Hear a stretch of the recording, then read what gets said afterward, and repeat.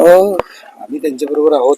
आपण नेहमीच चांगल्या माणसांबरोबर असलं पाहिजे आणि प्रत्यक्ष भेटून बोलायचं होतं त्याच्याशी मुलाशी, त्यामुळे भेटलो, बोललो आणि न्यायाच्या गोष्टी तर होत राहतीलच, व्हायलाच पाहिजेत, लवकर होतील अशी अपेक्षा ठेवूयाच आपण.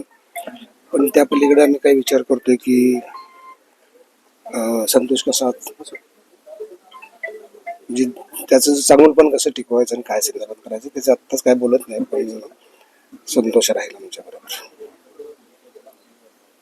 हे सगळ्यांबरोबर. हे प्रकरण तुम्ही ऐकलं किंवा बघितलं असेल, आज भेट पण झाली प्रत्यक्षात. तुम्ही या सगळ्या प्रकरणाकडे कसं बघता? म्हणजे ज्या पद्धतीने घटनाक्रम झाल्यात आतापर्यंत, इथपर्यंत ते प्रकरण आले, त्याच्यावर खूप बोललं गेले, खूप म्हणजे 24 तास त्याच्यावरती बोललं गेलं जातं.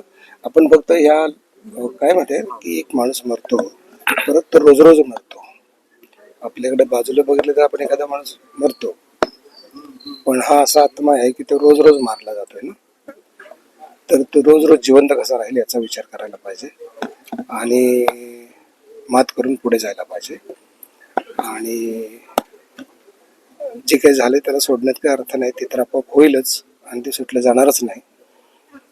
तर ते लवकरात लवकर त्याचा न्याय व्हावा आणि एक त्यातून बाजूला होऊन पुढे जायला पाहिजे, बस. उद्या अजितदादा पण इथल्या दौऱ्यावर आहेत.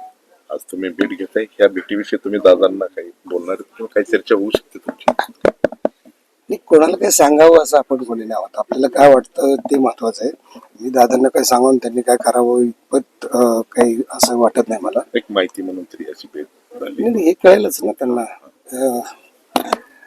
मला फक्त यांची काळजी होती, भेटायचं होतं, बाकी काय होतं की गोष्टी परत परत जेवढ्या अंगावर येतात ना त्या परत परत त्रासदायक असतात ना, तो त्रास कमी व्हावा एवढीच इच्छा आहे.